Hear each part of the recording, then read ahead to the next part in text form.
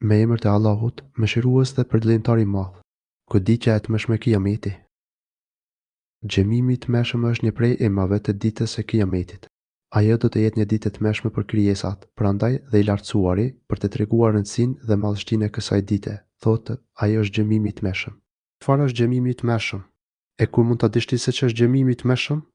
Ajo është dita kur njerëzit do bëhen si fluturat e shpërndara. Atë ditë, nga frika e madhe, njerëzit do të lëvizin si të ishin insekte të shpërndar, val njëri mbi tjetrin.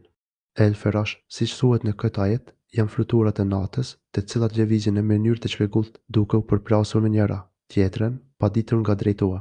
Nëse ndizet një zjarr, ato nxitojnë për tek ai, pa e ditur se çfarë i pret. E tillë do të jetë gjendja e njerëzve. Ndërsa për malet e larta dhe aq të forta, Allahu i lartësuar thotë, që është goditja e tmeshme. U tefsiru sure El Karia, ajet 1.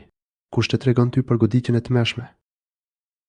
U tefsiru sure El Karia, ajet 1. Njerëzit atë ditë do të jenë të shpërndarë si fluturat.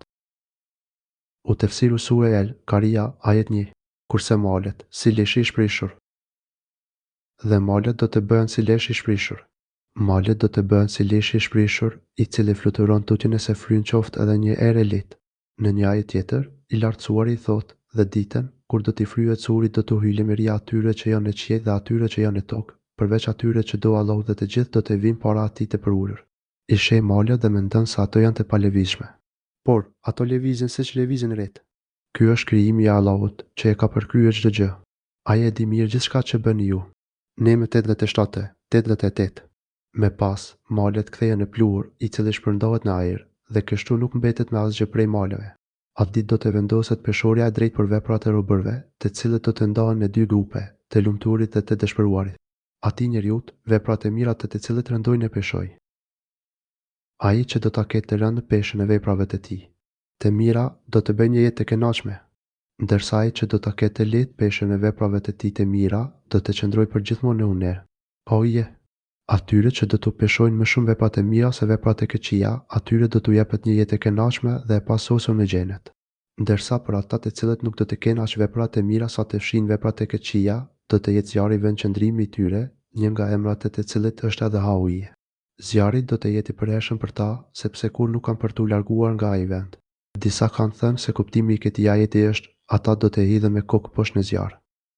Ai do të jetë në jetën e kënaqur, në jetën e përhershme.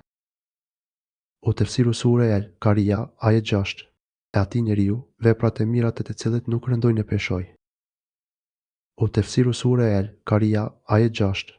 Srihimi i tij do të jetë grëmina e skterës. U tefsiru sure El Karia, ajet 6. Kush të tregon ty se ç'është grëmina e skterës? E ku mund ta dish ti se ç'është unera? Hawiye, ajo është një zjarr i frishëm. Kjo është thënë për të treguar fuqinë e këtij zjarri, nxehtësia të cilit është shumë e madhe. E lutim Allahun e lartësuar të na ruajë nga zjarri i xhenemit. Ajo është zjarri i vrullshëm. U tefsiru sure El Karia, ajet 10.